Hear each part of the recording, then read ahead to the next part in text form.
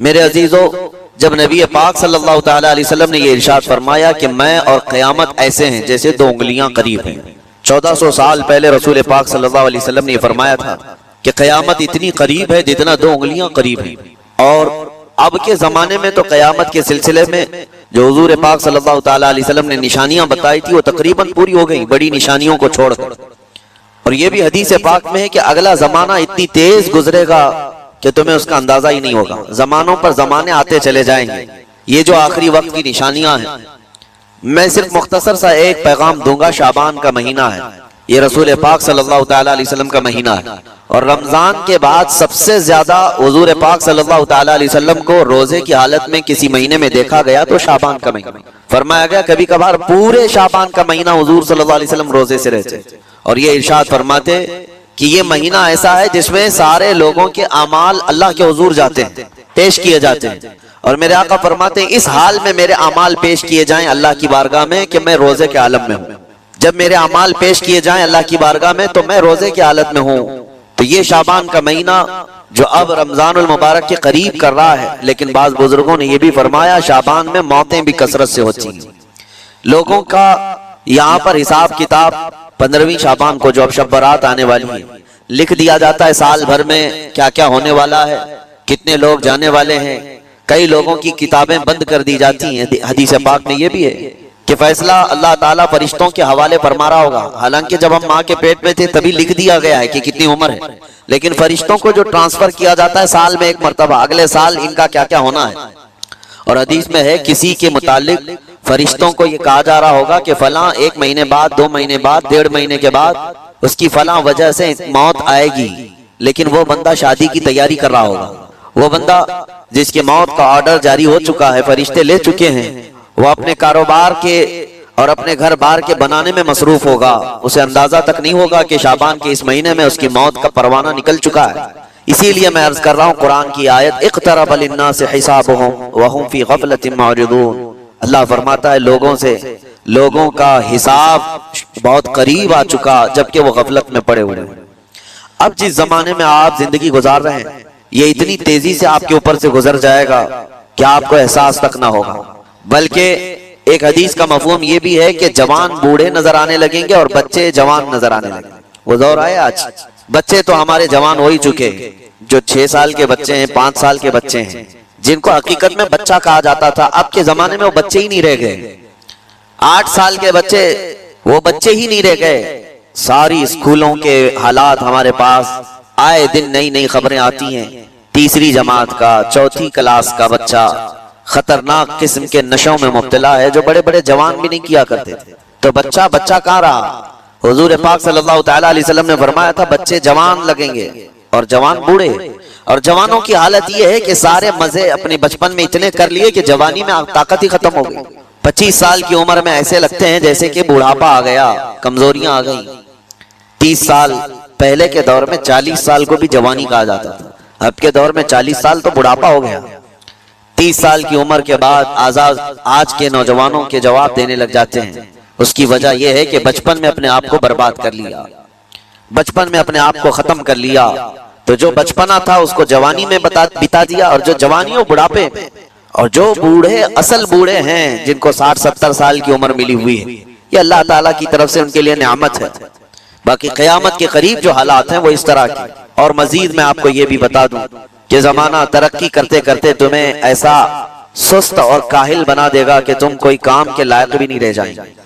بہت ساری چیزیں ہم سے رخصت ہو رہی ہیں، ہمیں اندازہ بھی نہیں۔ ابھی کل ہی میں ذکر کر رہا تھا، ابھی 10 سال پہلے، 20 سال پہلے جو چیزیں ہمارے آنکھوں کے سامنے موجود تھی وہ اب غائب ہو چکی ہیں۔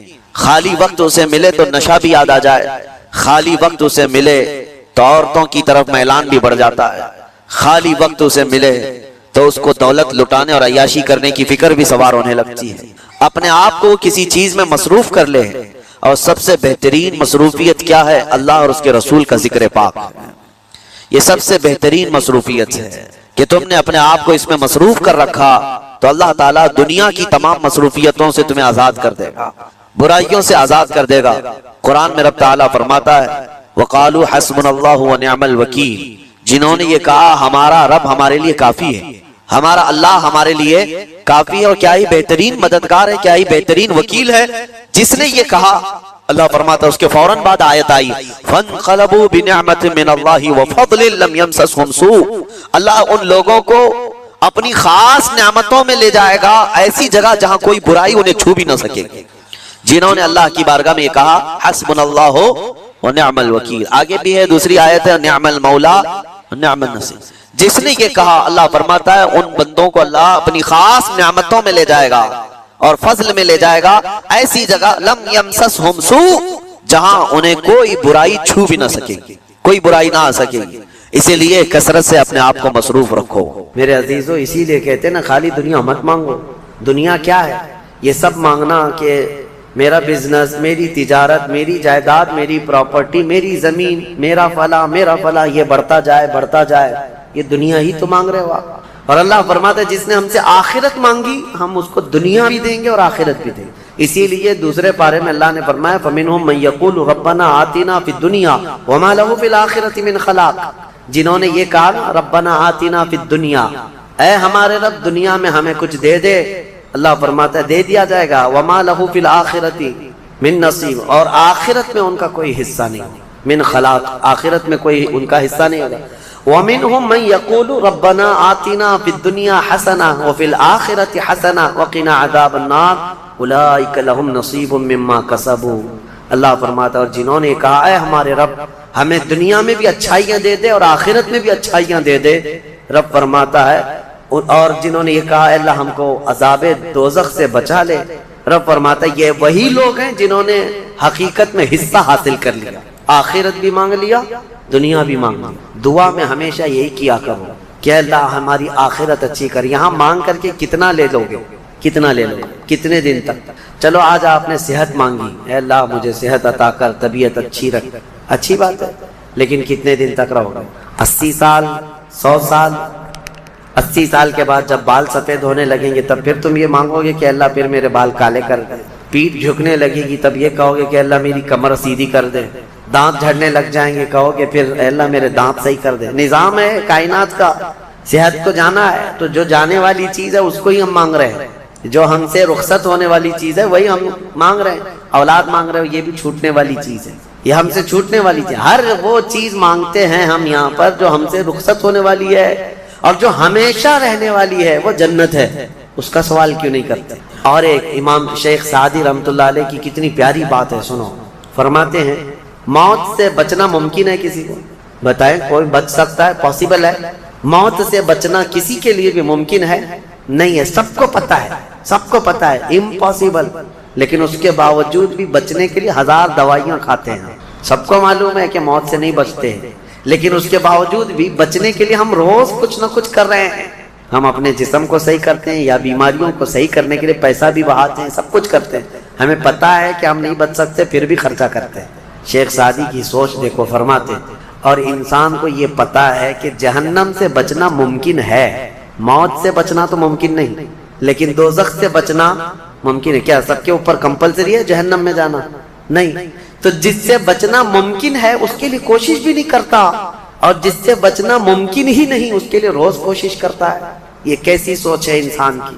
موت سے نہیں بچ سکتے، کوشش ٹھیک ہے تم دوائیاں کرتے رہو، لیکن کوشش یہ کرو کہ اللہ مجھے دوزخ سے بچا لے، مجھے آخرت کے عذاب سے بچا لے۔ میرے عزیزو ہمارا سارا نظام اسلام کا آخرت پر ٹکا ہوا ہے، اسی لیے رب تعالیٰ نے فرمایا من کان یرید حرث الآخرۃ نزید لہ فی حرث۔ ایک بات میں آپ کو بتا دوں، اگر اسلام سے آخرت کا کانسیپٹ نکال دیا جائے تو پورا دین کھوکھلا ہو جائے گا۔ یعنی پھر کس چیز کے لیے کر رہے ہوتے ہو؟ نماز کیوں پڑھ رہے ہو؟ چوری سے کیوں بچتے ہو؟ شراب کیوں نہیں پیتے؟ ہر چیز کا تعلق تمہارا آخرت سے جڑا ہوا ہے، آخرت سے۔ کیوں؟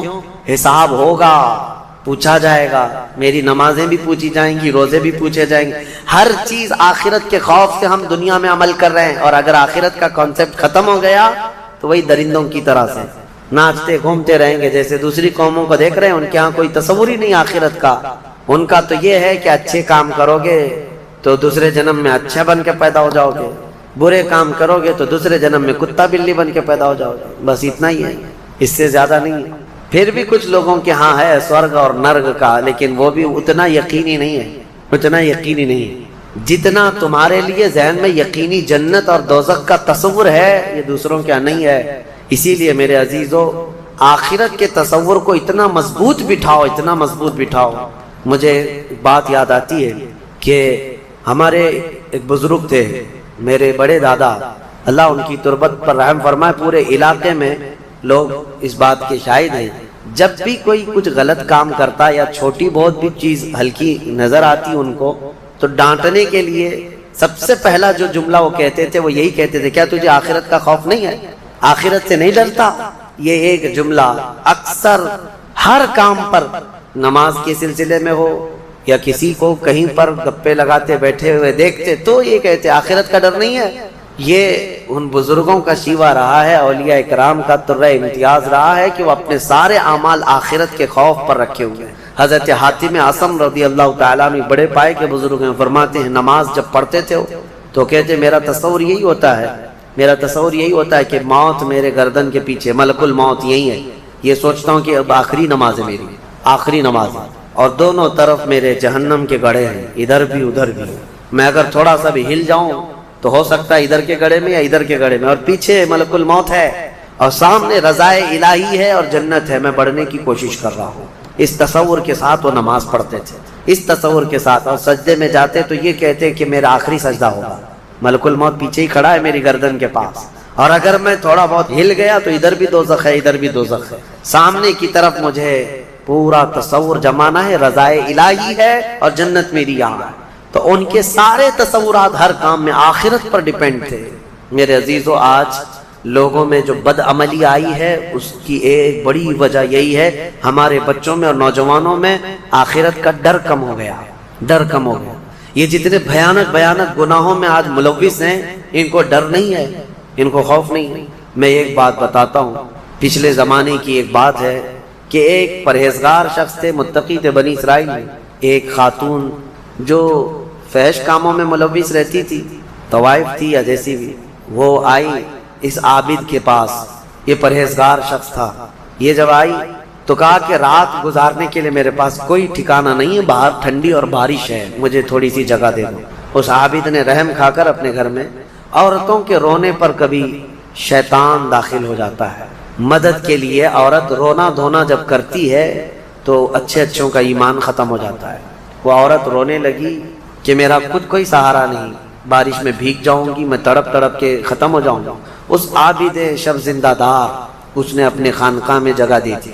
جب رات ہو گئی تو وہ عورت آئی اس کے سامنے آئی اور اوریانیت کے ساتھ عجیب و غریب حرکتیں کر کے اس کو گناہ پر ابھارنے لگی۔ وہ عابد تنہا تھا، وہ قریب آیا، اس کے بعد پوچھا کیا چاہتی ہے؟ کہا چل کوئی نہیں ہے رات میں، کوئی نہیں ہے، ہم لوگ اپنے جسموں کی سکون حاصل کر لیں۔ اس عابد نے کہا کہ ٹھیک ہے، میں اس سے پہلے تھوڑی دیر میں بھی آتا ہوں، خواہش ہے تیرے ساتھ آ جاتا ہوں، سوتا ہوں، لیکن اس سے پہلے میں دیکھتا ہوں۔ اس نے کیا کیا، گھر میں جو چراغ جل رہا تھا، بہت اس وقت مشعل جلائے جاتے تھے، کرنٹ تو نہیں، لائٹ نہیں، مشعل جو جلائے جاتے تھے، اس نے وہ مشعل کو قریب کیا، پہلے اس میں اپنی انگلی لگایا تو چمڑی جل گئی، ہاتھ جھٹکنے لگا۔ وہ خاتون تیار کھڑی تھی، پوچھنے لگی کہ کیا کر رہا ہے؟ کہا رک جا دیکھ رہا ہوں۔ تھوڑی دیر کے بعد دوسری انگلی آگ میں لگایا، چمڑی جل گئی۔ پھر اس کے بعد وہ اسی طرح جلاتا رہا انگلی کو۔ اس خاتون نے پوچھا کہ کیا کر رہے ہو تم؟ اس عابد نے کہا میں دیکھ رہا ہوں، اس آگ کو میں برداشت کر سکتا ہوں تو پھر ٹھیک ہے، میں یہاں مزے بھی کر لوں گا، اس لیے کہ جہنم کی آگ اس سے 70 گنا زیادہ تیز ہے، میں نے سنا ہے، دیکھ رہا ہوں کہ یہاں کی آگ میں برداشت کر پاتا ہوں۔ 2 انگلیاں سامنے کیا، 3 انگلیاں کیا، 4 انگلیاں جب مشعل میں لگایا تو پورا چمڑا جل کر کے صرف انگلیوں کی ہڈیاں کالی ہو کر رہ گئی، ہاتھ پورا چمڑا لٹک گیا، پورا ختم ہو گیا، ہاتھ پورا جلا رہ گیا۔ وہ عورت چیخ مارنے لگ گئی کہ کیا کر رہا ہے، چمڑے کے جلنے کی بو آنے لگ گئی۔ اسی اثنا میں وہ عورت چیخ مار کر کے باہر نکلتی ہے کہ بچاؤ مجھے، بچاؤ، یہ پاگل ہو گیا، پاگل ہو گیا۔ بادشاہ کی پولیس وہاں سے گزر رہی تھی، آئی اور اس نے پوچھا کہ کیا ہوا ہے؟ کہا کہ اس عابد نے میری عزت پر حملہ کر دیا۔ تو پولیس اندر گھس گئی، دیکھا تو یہ بیٹھا ہوا تھا، اب آؤ دیکھا نہ تاؤ، حملہ کر دیا اس پر. لوگوں کو باہر پتہ چل گیا کہ ایسا ایسا ہوا ہے. ایک عورت آئی تھی اور اس پر عابد رات کو تنہائی میں اس کے ساتھ منہ کالا کر رہا تھا. تو لوگوں نے مارنا شروع کیا، اتنا مارا کہ وہ عابد مر گیا، انتقال ہو گیا، ختم ہو گیا. اب مسئلہ یہ ہے کہ اب لوگوں میں یہ بات پھیل گئی کہ اتنے سالوں جس کو ہم نے عبادت میں دیکھا تھا وہ ایک عورت کے چکر میں آخری وقت بہک گیا اور منہ کالا کر لیا. اب اس کے بعد اس کو اٹھاتے ہیں، اٹھا کر کے قبرستان میں جب دفن کرنے کے لیے رکھا گیا، قبر میں جیسی رکھتے ہیں اس قبر میں تیز خوشبو بھر چکی ہے، ہر جگہ سے خوشبو کے جھونکے آ رہے ہیں. لوگوں نے کہا یہ بدکار آدمی کی قبر میں اتنی خوشبو کہاں سے آ رہی ہے. اس کو دفن کر دیا اور یہ بات مشہور ہونے لگ گئی. بادشاہ خود بھی آیا، پوچھا یہ کیا مسئلہ کیا ہے. تو لوگوں کو جب یہ بات سمجھ میں نہیں آئی تو علماء کو بلایا گیا اور پوچھا گیا کہ کیا مسئلہ ہے. کہا گیا کہ یہ بدکار نہیں ہو سکتا، یہ اللہ کی رضا میں انتقال کیا ہے. اس خاتون کو پکڑ کر لایا گیا، پوچھا گیا کہ کیا کیا معاملہ ہوا تھا، سچ بتا. اس عورت نے بتایا کہ اس کا کوئی مسئلہ نہیں تھا، یہ ڈرتا رہا اللہ سے اور آخرت سے ڈرتا رہا اور رات میں یہ بیٹھ کر کے اپنی انگلیاں جلا لیا تھا اور یہ کہتا تھا کہ میں دیکھتا ہوں دنیا کی آگ سے میں برداشت کر پاتا ہوں تو ٹھیک ہے میں تیرے ساتھ مزہ کروں گا، نہیں تو پھر آخرت کا عذاب اس سے بھی بڑا سخت ہے. وہ یہ کہتا رہا اور میں بھاگ کر گئی، اتنے میں لوگ آئے اور اس کو مار دیے. بادشاہ نے پوچھا کہ دیکھو اس کو پھر سے نکالا گیا.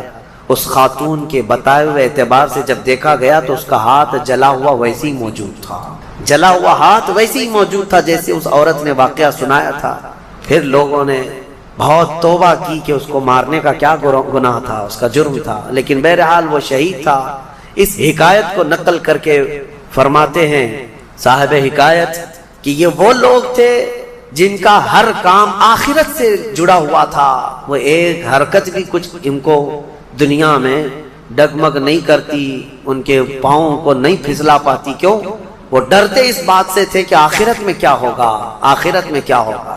میرے عزیزو میں آپ کو بتاؤں زنا کی جو سزا ہم نے بتائی تھی، اس سے قبل بھی میں نے بتایا کوڑے مار دیے جائیں 100 یا سنسار کر دیے جائیں، یہ آخرت میں دی جانے والی سزا کا 100واں حصہ ہے. اس سے 100 گنا زیادہ سزا وہاں پر قیامت میں. تو پھر وہ کیسی ہوگی سزا؟ پھر 100 گنا زیادہ سزا کیا ہے؟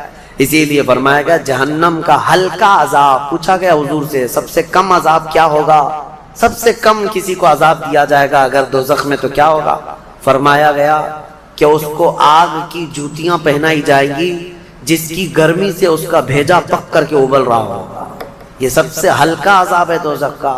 پھر جہاں اللہ نے عذاب علیم کہا، عذاب عظیم کہا، عذاب مہین کہا، دردناک عذاب، بڑا عذاب، ذلت والا عذاب، تو پھر وہ کیسا ہوگا؟ بہرحال خلاصہ کلام میرا یہ ہے، آج ہم نے تلاوت میں یہی پایا کہ اے لوگو تم آخرت کے تصور پہ جیتے رہو. دنیا فانی ہے، دنیا فانی ہے. حساب کا ایک دن آئے گا. فَمَن يَعْمَلْ مِثْقَالَ ذَرَّةٍ خَيْرًا يَرَهُ وَمَن يَعْمَلْ مِثْقَالَ ذَرَّةٍ شَرًّا يَرَهُ. اللہ فرماتا ہے جس نے رائی کے دانے کے برابر نیکی کی وہ بھی دیکھے گا قیامت کے دن، اور جس نے رائی کے دانے کے برابر برائی کی وہ بھی قیامت کے دن دیکھے گا. آخرت آخرت آخرت. اپنے بچوں میں بھی ڈر اسی بات کا ڈالو کہ اللہ کریم کے ہاں حساب ہونا ہے، اللہ کے ہاں حساب ہونا ہے. آپ کو بتائیں وہ صحابی رسول جو گھر فجر کی نماز دوڑ کر کے چلے جاتے تھے، حضور کے پیچھے نماز پڑھتے تھے. کیوں؟ صحابہ اکرام نے ان کی شکایت کی تھی کہ یا رسول اللہ یہ نماز پڑھ کے اتنی تیزی سے بھاگ جاتے. حضور نے ان سے کہا پوچھو، ایک دن پکڑو. ایک دن انہیں روک لیا گیا، پوچھا گیا کیوں اتنی جلدی چلے جاتے ہو؟ انہوں نے کہا میرے پڑوسی میں، میرا پڑوسی ایک یہودی ہے، اس کے آنگن میں کھجور کا ایک درخت ہے اور اس کی شاخیں میرے آنگن میں بھی آئی ہیں، پکی کھجوریں صبح صبح گر جاتی ہیں آنگن میں. میرے بچے اٹھ جائیں تو کہیں وہ کھجوریں اٹھا کر کھا نہ لیں، اس لیے میں جلدی چلا جاتا ہوں کہ وہ کھجوریں جمع کر کے میں اپنے پڑوسی کو دے دوں. یہ آخرت کا ڈر ہے، یہ آخرت کا خوف ہے. عزیزان گرامی اوقات اپنے بچوں کو اس بات کا ڈر ڈالو. ایک بار حضور پاک صلی اللہ تعالیٰ علیہ وسلم کی بارگاہ میں صدقے کی کھجوریں آئی تھی. حضرت امام حسن اور امام حسین چھوٹے تھے، بہت بچپنا تھا. کھجوریں اٹھا کر کے وہ بچے کھا رہے تھے، نواسا رسول اللہ کے نواسا، کل کائنات جن کے قدموں میں. لیکن نبی پاک صلی اللہ تعالیٰ علیہ وسلم جلدی سے تشریف لائے. صدقہ آل محمد کے لیے حرام ہے. انگلی حلق میں ڈال کر کے میرے آقا نے پورا نکال دیا، کہا کخ کخ، کھانسو اور کھانس کھانس کر کے نکالو۔ حدیث پاک کے الفاظ ہیں، حضرت حسنین کریمین کے حلق میں سے حضور صلی اللہ علیہ وسلم نے آخری ذرہ تک نکالا کہ تمہارے حلق میں کوئی حرام چیز نہیں جائے۔